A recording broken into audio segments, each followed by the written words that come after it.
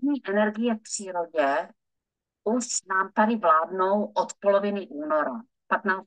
února je to datum, kdy se láme podle té východní filozofie tradiční čínské medicíny, ale i toho východního pojetí energii v přírodě, tak 15. únor je to datum, kdy se to láme ze zimy do jara. Nicméně ten únor pořád ještě je pod nadvládou, tam vládne ještě stále ten močový měchýř ledviny, tam jako pořád ještě musíme si je chránit. No ale od toho března a teď už máme duben, tak to už je jaro, kdy je nejvhodnější období pro úklid, že jo? My ženy máme rády úklid, my ženy uklízíme na jaře, ne, jako no jak kdo, že jo, já teda ještě jsem se nevrhla na úklid jako oken a tak dále, ale na úklid těla už jsem se vrhla, na vnitřní očistu. A ty jarní energie právě nám tou očistou můžou pomoci nejvíc. Nejvíc to myslím jako oproti jiným obdobím ročním. Možná si vzpomeneš, že v zimě, kdy jsem tady vysílala o zimním období, o ledvinách, močivému měchýři a tak dále, tak jsem zdůrazňovala nehubnout, jo? Že v zimě nehubneme. Že taková ta novoroční předsevzetí, povánoční, jakože chci zhubnout vánoční kila, nebo od 1. ledna hubnu, že to je nesmysl. Jo? Že je to proti přírodě a že vlastně i to tělo se mnohdy tomu brání a nechce hubnout a jde nám to obtížně a je to právě nevhodné vůči našemu tělu, protože si saháme do rezerv, saháme si do té banky,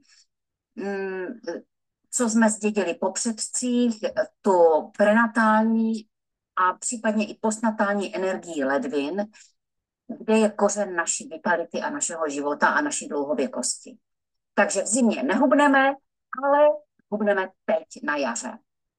A já se tu nechci bavit jenom o hubnutí, já se tu chci bavit vůbec o úklidu v těle a o očistě. Takže to jaro je nejvhodnější období pro nové začátky. A vždycky je lepší prevence, než následné řešení potíží. Proto jsme tady i ve skupince, že jo, řešíme tady tato témata prevence a co dělat preventivně, tak například 2krát do roka dělat očistu, detox, jarní detox, podzimní detox. No, co vlastně je i takovým příznakem a důvodem, proč ten detox podniknout. Jsou to samozřejmě nějaký syndromy, nějaký ukazatele, co nám třeba už to tělo ukazuje, jaká hlášení nám podává tělo. Může to být například únavový syndrom. Jo, pořád jsou unavená. Tak to už mi tělo dává prostě najevo, že je něco špatně a že chce odlehčit. Dál to může být samozřejmě nadváha. Jo, tak už o tom jsem teďka mluvila, v zimě ne, ale teď na jaře ano, hodí se hubnout a něco shodit. Zajímalo by mě, jestli tady jako ve skupince je některá, která by si přála třeba něco málo zhodit, nebo víc. Napiš klidně do komentáře. Moc by mě to zajímalo a případně jako nabízím i konzultaci. Holky zdarma, jste moje klientky, takže vám samozřejmě to s váma proberu individuálně. No, dál, jaký další příznaky můžou být? Častá nachlazení, narušená imunita, no, pořád nějaké postonávání, jo, po 150. rýma a tak dále, svědění pokožky, padání vlasů. No, například toto jsem já teďka řešila v podstatě od podzimu toto mám úplně jako, bytostně se mě to týká teda ne mě, ale mojeho syna, který loni měl úraz, jako vyboural se na motorce, byl celkem v průběhu toho posledního roku třikrát, no teď už vlastně po čtvrté, 4 operace prodělal, jo, z tehenních kostí, to znamená 4krát narkóza. Je to sice mladý kluk, ale prostě narkóza, to je nesmírný nápor na každý organismus, i ten mladý, jo, samozřejmě nápor jako i chemie, jo, prostě takových jako těžkých látek pro tělo.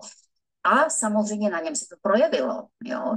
Začaly mu strašně padat vlasy. Po té druhé narkóze, už teda jako tak zhruba na podzim, tak mladý kluk, on to řešil, on už se viděl plešatý, jo, byl z toho nešťastný.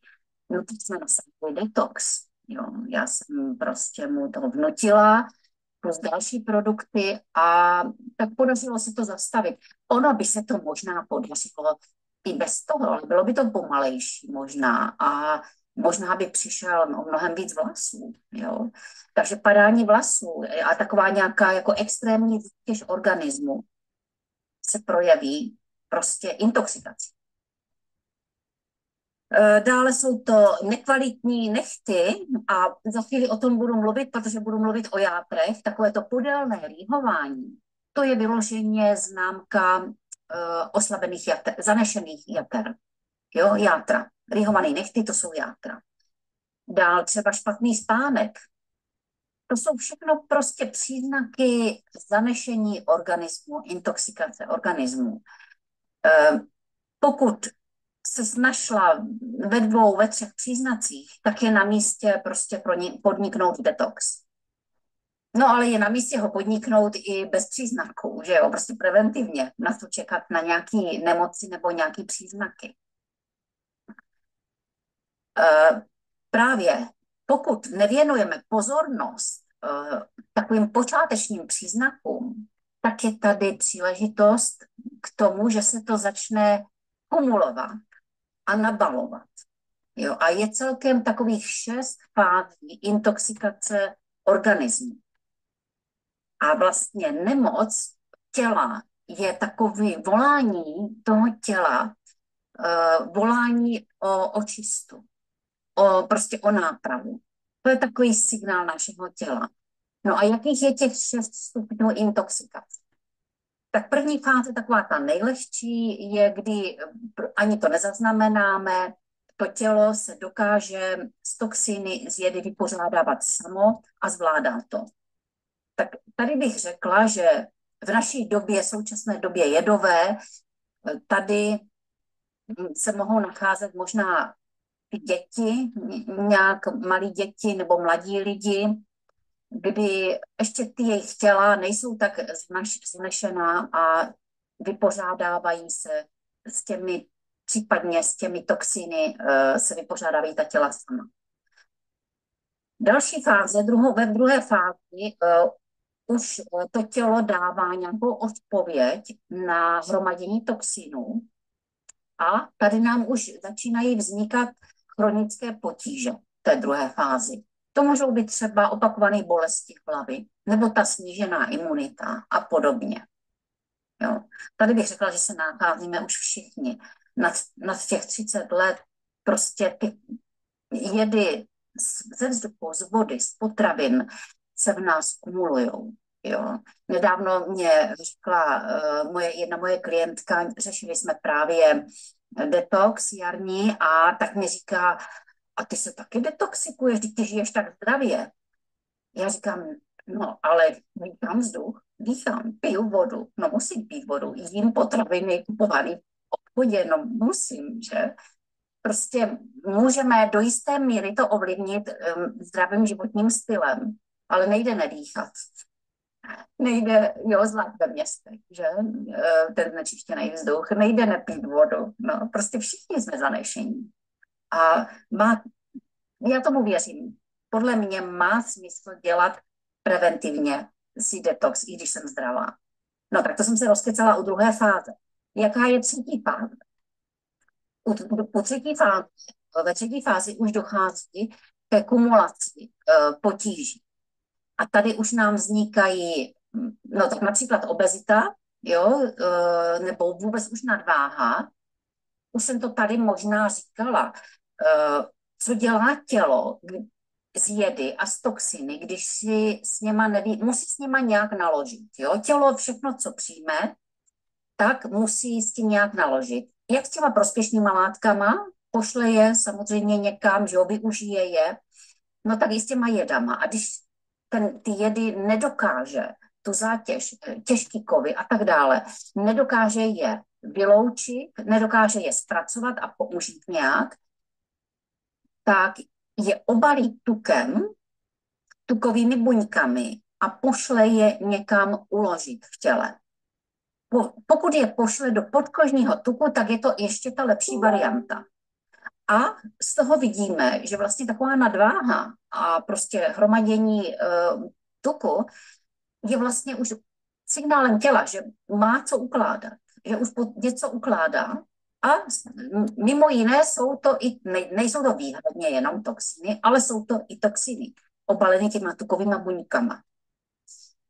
Horší je, když to pošle třeba do dožil do kardiovaskulárního systému nebo s tímto tukem začne obalovat vnitřní orgány, že ten viscerální tuk, tak taky může být nasycený jedama a právě při tak silnějším zanešení organismu jsou intoxikační příznaky. Jo? Při detoxu mnohdy si udělá zlé, bolí hlava, ale to přejde po pár dnech. Jo?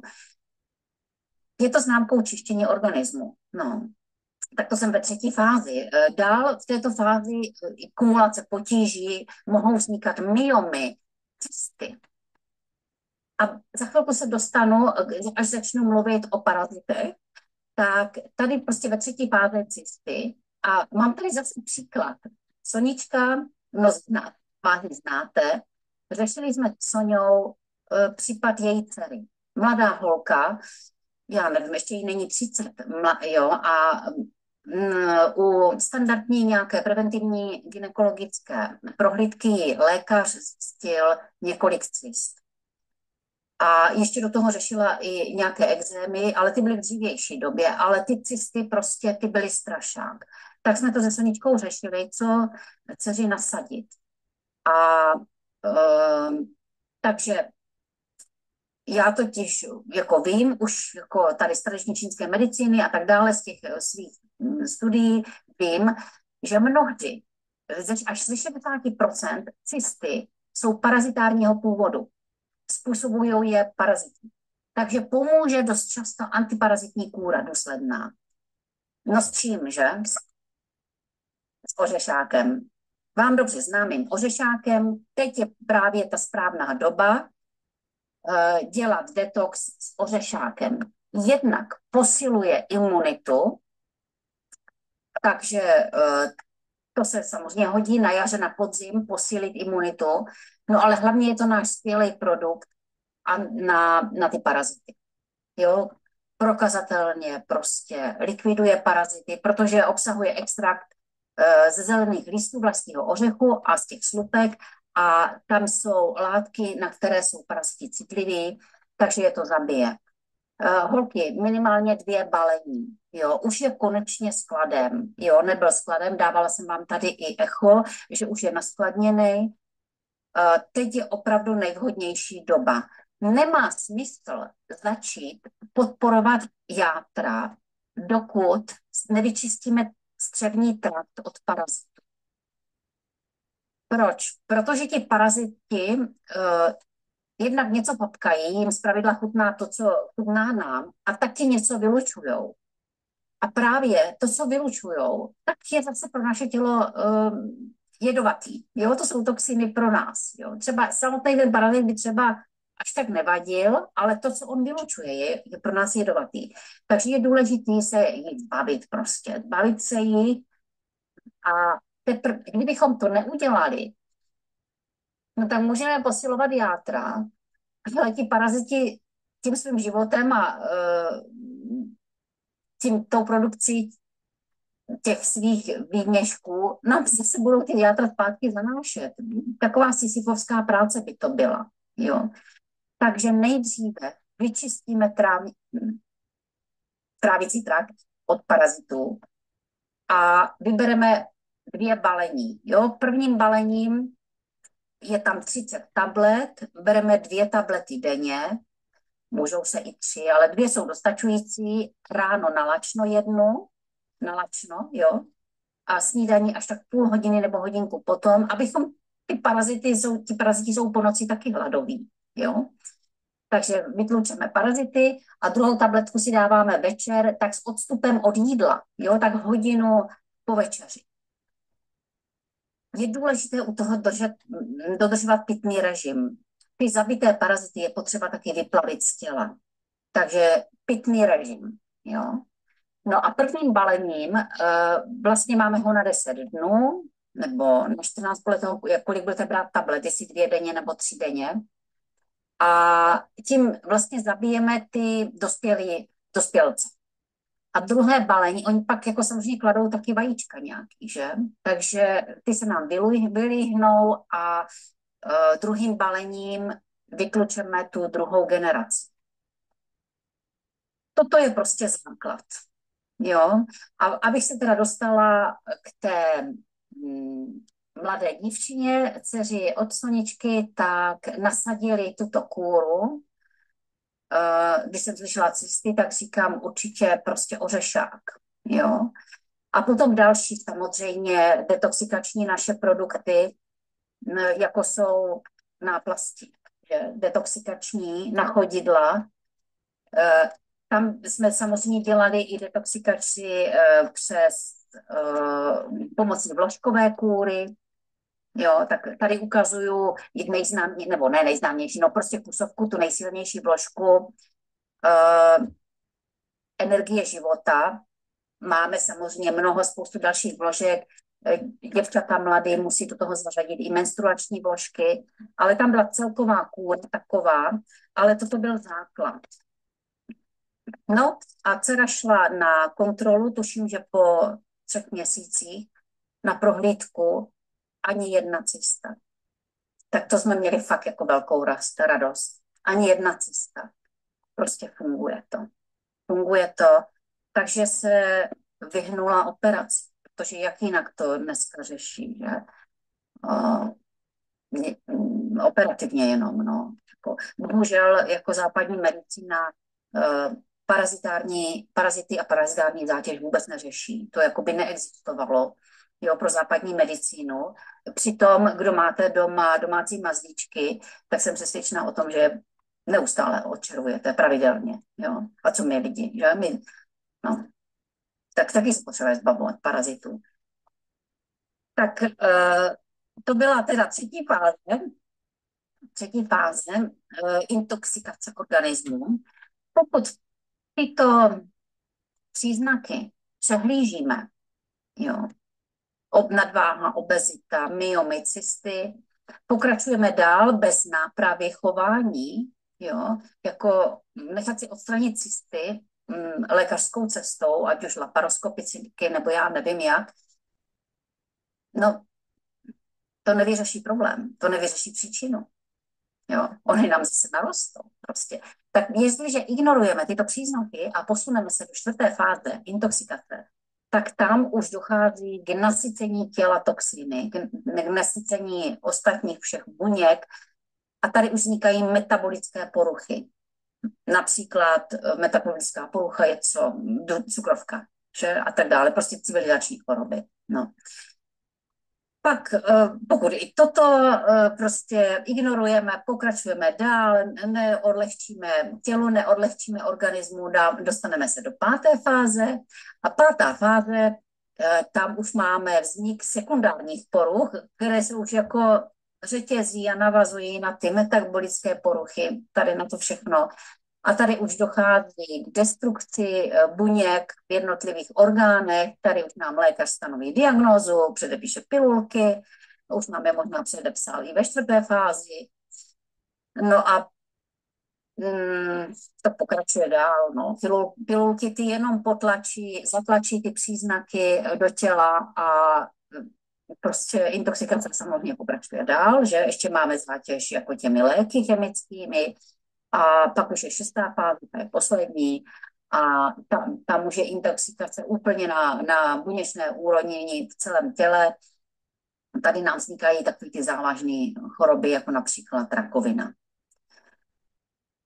No, tak teď by mě zajímalo, jestli se našla v některé fázi,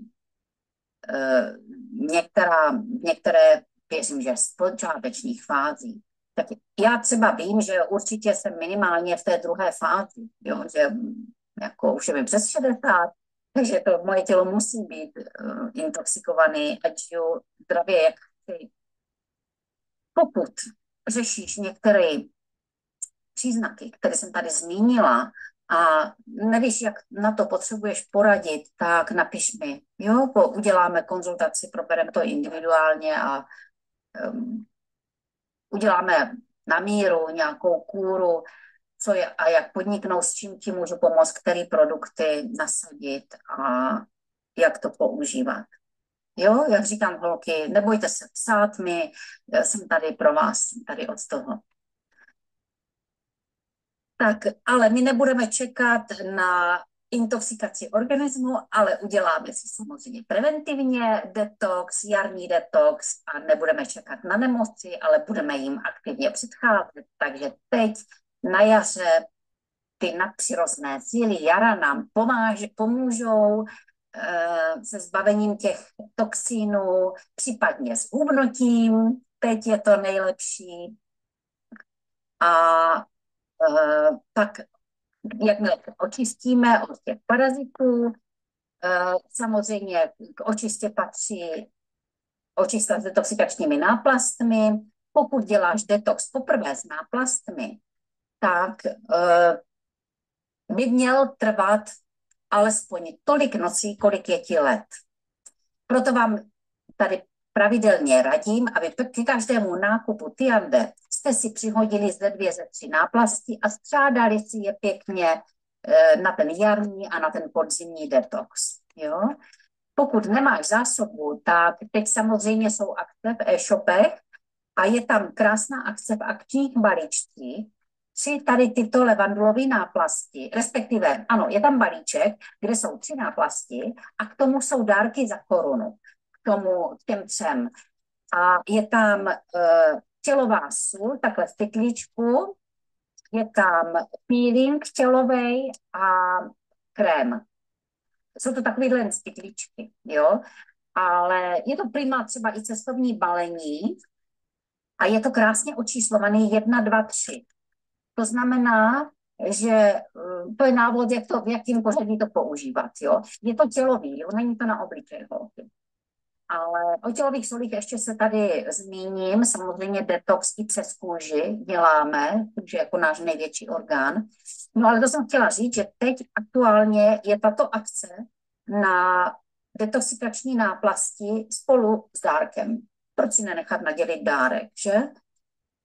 Tady tyto levandulové náplasti jsou takový novější typ, tam už je to připravený, tam už je, já to mám jedno balení, no nemám, no já to můžu konec rozbalit, jo. Tady už je to připravený, teď si je večer nalepím, protože teď si dělám právě aktuálně detox, samozřejmě je tam na 2 chodidla, že jo, a tady už máte připravenou tu náplast s těmi bylinami a s tím absorbentem, co vytahuje z těla těžké kovy, ty toxiny, tak už to je připravený. Jo? Že nemůžeš se splést, nalepíš to správně, když to nalepíš takhle na to chodidlo na noc. Jo? Kdežto u těch staršího typu náplastí, tam je to zvlášť ten plaster, zvlášť ten pytlíček. Jo? Tam je to takhle. Sloupneš ochrannou folii, pytlíček rozbalit, teď musíš pečlivě to nejvíc odsahat. Jedna strana je hladká a je to papír, jo, neprodyšnej. Tak ten nalepíš na tu lepící plochu a z druhé strany je to takový drsnější a prodyšný. Je to taky jako perforovaný. Tak to je ta prodyšná část, tam musí přijít na kůži. Jo, takže tak to musí přijít papírem na flastr a tím perforovaným na kůži, tím drsnějším. Jo. Stane se, že to někdy lidi nalepí opačně a pak ráno se diví, že mají pytlík bílej. Jo? No, to znamená, že to špatně nalepili. No. Tak tady u těch hnědých je potřeba na toto si dát pozor. Tuším, že tam jsou taky nějaké akce, 10 kusů plus jedna zdarma. Jsou to teďka zvýhodněné sady, protože teď je čas detoxu. Jo. Znovu tady zase zopakuju, proč děláme detox přes chodidla. Přes den totiž se nám ty toxiny, co nám kolují v těle, tak oni klesají pomalu dolů, do dolních končetin a do nohou, klesají v průběhu dne. A v noci, když odpočíváme, spíme, tělo regeneruje, probíhá i úklid v těle a přes ta chodidla jednak je tam zakončení všech důležitých vnitřních orgánů na chodidle, jednak je tam nejvíce potních žláz, v noci se potíme, ten pot spolu odvádí ty toxiny. V těch detoxikačních náplastech jsou látky přímo, byliny, nebudu je tady všechny vyjmenovávat, byliny, které právě mají tu schopnost vytahovat toxiny z těla, takže proto to děláme takhle přes chodidla, jo, ty toxiny na průběhu dne klesly do těch dolních končetin a v noci probíhá regenerace, klid a ty náplasti vytahují všechny ty toxiny ven z těla. Před nalepením je užitečný a nesmírně prospěšný otevřít pory na chodidle, otevřít koupelí, teplou koupelí a ideálně se solí. Já jsem si nedonesla sypací sůl. No, máme i sypací soli, pytličky levandulovou a titry. Najdete mezi solemi v e-shopu. Ale mám tady teda ty soli. Jedna je, jak jsem ukazovala v tom balíčku s náplastma teďka v akčním balíčku, to je do konce dubna, jo, tahle akce. No, ale samozřejmě můžete využít jakoukoliv tyande tělovou sůl, prostě promnout si chodidla, otevřít pory, je fajn na 10-15 minut i do laboru s teplou vodou, prostě udělat koupel nohou a potom osušit, nalepit náplasti ideálně do 21. hodiny večer a pak už nemusíte jít rovnou spát, no, můžeš se natáhnout televizi nebo co já vím, počítače nebo co, ale už jakoby odpočívat, už s tím nepobíhat teda, jo, nehonit nádobí v kuchyni a tak dále, protože zase bys zatlačovala to, co ten náplast vytahuje, tak bys to zatlačovala zpátky přes kůži, jo, na to by se nemělo chodit na těch náplastech. Takže už odpočívat, natažené nožky a nechávám tu pracovat ty náplasti. No, tak tolik detox, no. Pak samozřejmě máme zbytek těla a já je teda miluju celoročně, jako samozřejmě tělový soli. Oni nám totiž taky detoxikují tělo přes kůži. Jo, tak potíme se samozřejmě i kdekoliv jinde a pokud to neznáš, ten pocit, třeba po těžkým namáhavým dní, tak to vyzkoušej. Jo, kteroukoliv tělovou sůl. Tady mám broskev, ta je výborná třeba i na strie, na podkožní tuk, na celulitidu, na podkožní tuk na stehnech vymasírovat, tak brosklová nádherně, medová broskev, ano. Pardon, kecám, toto je grapefruitová. Broskev byla tady tato. Toto je grapefruitová, tak ta je dobrá na strie.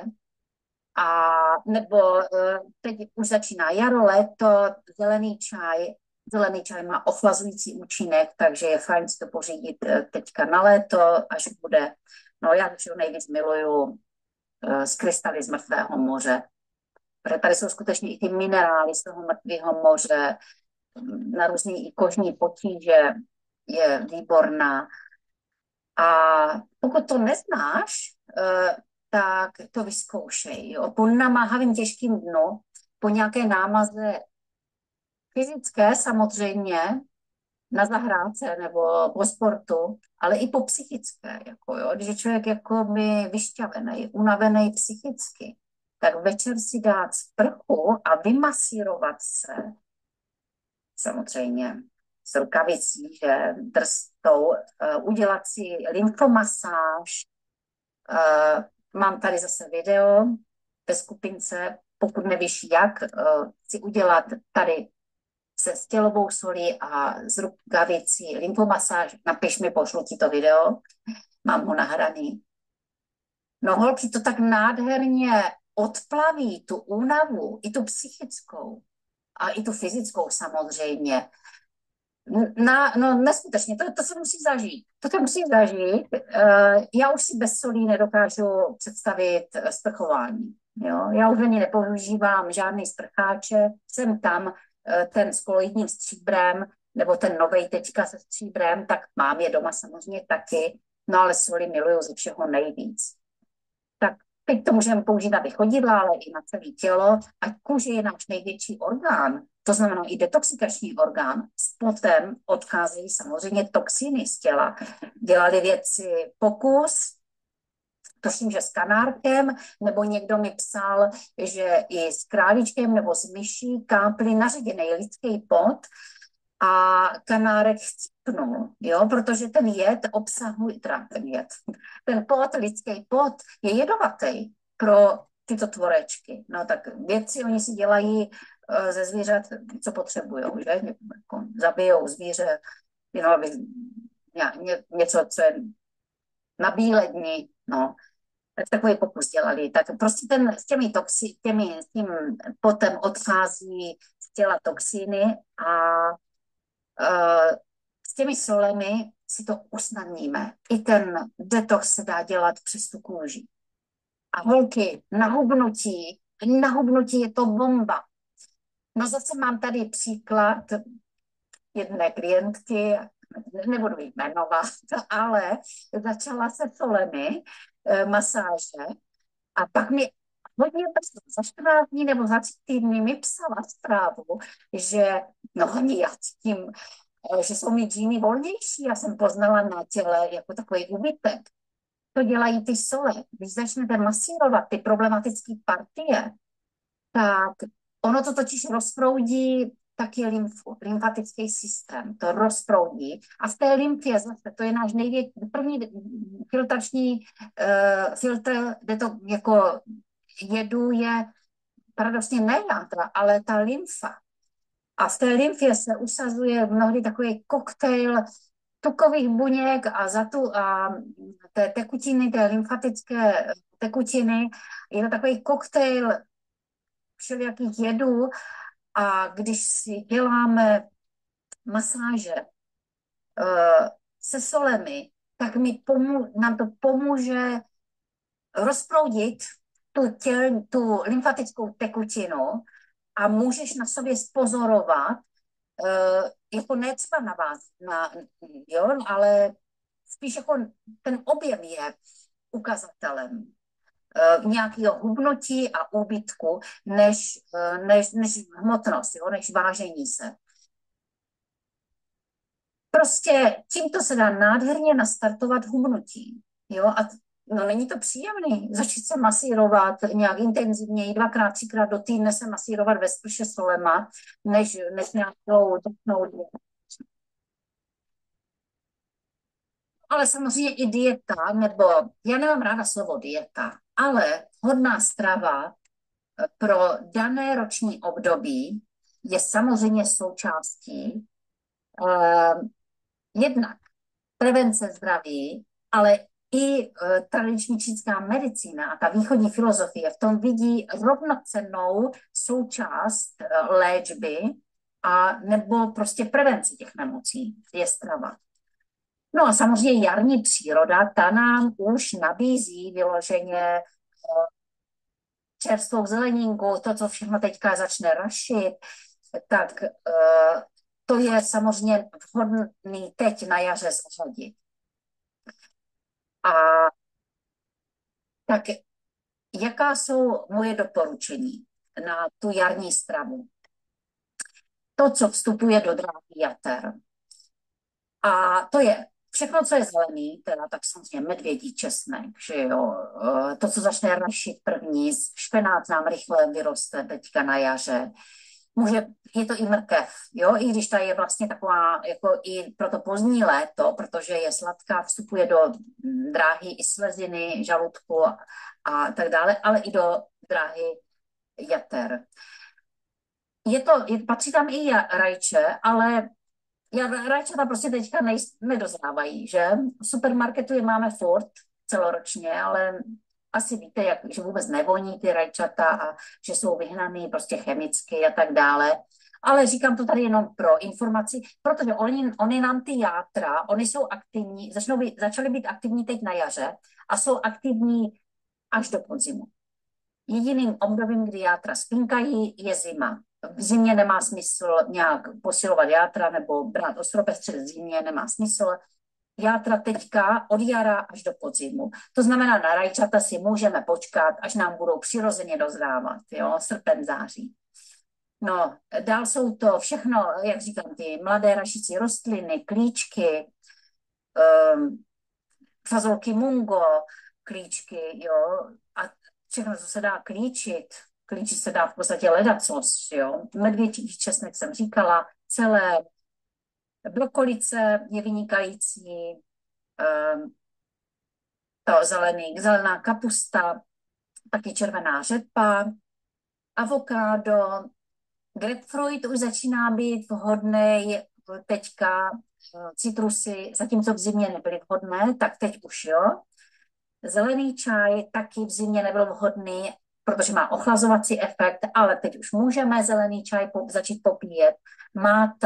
Mátový čaj s troškou medu třeba nesmírně prospívá játrům. Jinak teda játra samozřejmě můžeme posílit ostropestřecem mariánským, jo. Poté, co jsme se zbavili parazitů, holky, jo, já jsem tak trošku opožděná, tak já ještě jedu pořád vlašský ořech, extrakt z vlašského ořechu. Napište mi, když tak do komentáře, mě by zajímalo, jak na tom jste, jestli děláte detox, neděláš detox, v jaké si fázi, máš už to bráno, nemáš to bráno taky, jestli už jedeš ostropestřec. Dával jsem vám tady příspěvek předevčírem, že ostropestřec nasazujeme teda jednak po tom ořešáku, ale hlavně pozorujeme taky přírodu kolem sebe a nasazujeme ve chvíli, kdy kolem sebe pozoruješ na stromech rašící pupeny. V tu chvíli je teprve čas na ostropestřec. Jo? Tak vy, co žijete na Jižní Moravě, tak už to tam máte asi dávno pupeny a už vám tam kvetou meruňky nebo už jsou po odkvětu. Já žiju na horách v 800 metrech, tak nám tady teprve začínají pupeny, takže já s tím tak nějak nepospíchám. Jinak samozřejmě ostropestřec můžeme od teďka až do toho podzimu, jo, detoxikovat a posilovat játra. Je to doplněk, takže se zaměříme na stravu a doplníme ostropestřec, tu novou stravu, kterou jsem tady zmínila. Jinak teda mám i babský recepty pro vás na očistu jater a to může být, mám dvě polévkové lžíce olivového oleje, smícháme se šťávou z půlky citronu a ráno nalačno to spolkneme a půl hodiny na to vypijeme jak nejvíc sneseme horkou vodu. Jo, tímhle se takhle jako proplachujeme po dobu 7 dnů. Taková detoxikační kůra, poměrně dostupná cenově. Jinak ještě, holky, mám další jakoby recept, který jsem si uvědomila, že vlastně už znám 40 let, možná i díl. No, ještě jsem byla mladá holka, kdy já jsem měla babičku joginku, která mě vodila na jogu, už když mě byly 3 roky a v létě jezdila na takový jako soustředění joginu, tak tam jsem s ní taky jezdívala, tak tam jsme podnikali ledacos, šankprančelánů, výplachy střev a tak dále. A mimo jiné vlastně tenkrát mě naučila, že vyplachovat si po ránu, nebo žvíkání oleje, olivového oleje po ránu, a je to recept z ajurvédy zase. Protože v ústech se do rána zase vytvoří jednak ty chodidla, že jo, ale i ústa, tam se nám kumulují bakterie. V průběhu noci se tam nashromáždilo nejvíc bakterií. Zná to Ayurveda, znají to ale i, teď jsem nedávno to slyšela od úplně z jiné strany, znají to peruánští šamani, znají to možná i sibirští šamani, prostě takový ti lidoví léčitelé. Toto vědí všichni. Jo? A znají tu kůru s tím žvíkáním oleje na lačnu ráno. Je to prostě jeden z dalších detoxikačních očistných technik. A toto, já jsem to pak dlouho zapomněla, jo, a já nevím, před rokem nebo před 2 jsem něco jsem asi četla a tady to říkám, to znám, to jsem dělala už před 40 lety, když to vlastně nedělám dál, jako když jsem to opustila, tady tu techniku. No tak samozřejmě, když člověk chodí lítat do práce a tak nemá tolik času dělat takový všelijaký kejkle, no, ale tak teď už zase na to mám čas. Takže toto je jeden z mých návyků, že já ráno jdu do studené sprchy, dávám si studenou sprchu a nejdřív jdu do kuchyně, když vstánu z postele a loknu si jako by ten olej, jo, ale on se nepolíká, to se nesmí políkat. Jenom se žvíká, převaluje se v ústech a zatímco dělám ty ranní rituály, svoje sprcha a tak dále, tak ten olej se převaluje v ústech, žvíká se takhle a on na sebe nabaluje ty bakterie. Jo, prostě jak říkám, znají to i peruánští šamani. A tak jako doporučuje se 10, 15, možná klidně i 20 minut, to, kolik máš času, no, převalovat v ústech a pak se to vyplivne. On úplně změní i barvu. A mnohdy, třeba i když je člověk třeba v nějaké nepohodě, nějaké nachlazení nebo tak, myslím něco, tak je úplně takovej spělá, jo, je takový hutnej. Jako i na tom už člověk, co vyplivne, tak vidí, co třeba probíhá v tom těle, jo. Tak když teda tady mluvím o tom olivovém oleji, co se políká ale s tím citronem, tak to je zase něco jiného, jo. Tak toto, než bych doporučila třeba vyčistit tu pusu a vyplivnout to a s tím políkáním toho olivového oleje s tou horkou vodou, s tím citronem, tak až potom následně po vyčištění. Jo. No a druhý můj recept je nálev z rozinek. Samozřejmě nesýřené rozinky koupíme si ve zdravé výživě, v obchodu se zdravou výživou a 150 gramů nejdřív propláchneme, dáme do vody večer a povaříme 5 minut, vaříme tyto rozinky a necháme stát louhovat do rána. A ráno nalačno ten výluch vypijeme. A zase 7denní kůra. Jo. Tato kůra 7denní, nebo tento výluch z těch rozinek, taky pomáhá odvodnit a tím pádem bych řekla i pročistit lymfu. Jo. Odvodnit zadržovanou vodu z těla, zadržovanou tekutinu z těla, to znamená zase prima podpora hubnutí. Takže teď na jaře. No, jinak samozřejmě teď je nejvhodnější doba k saunování. Tradiční čínská medicína to nevidí moc ráda v zimě, saunování, ale teď na jaře jo, protože nadměrný pocení bere energii ledvin, odebírá ji a v zimě bychom šli zase proti sobě. Bychom čerpali z té banky, z toho kořene našeho života, bychom čerpali energii. Ale teď na jaře naopak už to jako je vhodný, takže kdo máte možnost, příležitost hurá do sauny, použijte, nezapomeňte si vzít rukavici, tady tuto masážní, masírovat se v sauně, když jdeš do sprchy té studené, tak se klidně si tam vem i sůl, namydli se s tou solí, spláchni to, ještě víc to podpoříš tu očistu přes tu kůži, takže saunování teď na jaře. Tak, toto je pro dnešek všechno. Jo, jarní detox tady s našima úžasnýma produktama. Pokud ovšem řešíš nějakou, jak jsem to tady vyjmenovala, různý ty potíže, co mohou souviset s zaneštěním organismu, případně potíže s játry, tak mi napiš a proberem to osobně. Já moc děkuji za pozornost, holky, a přeju vám krásné jarní dny.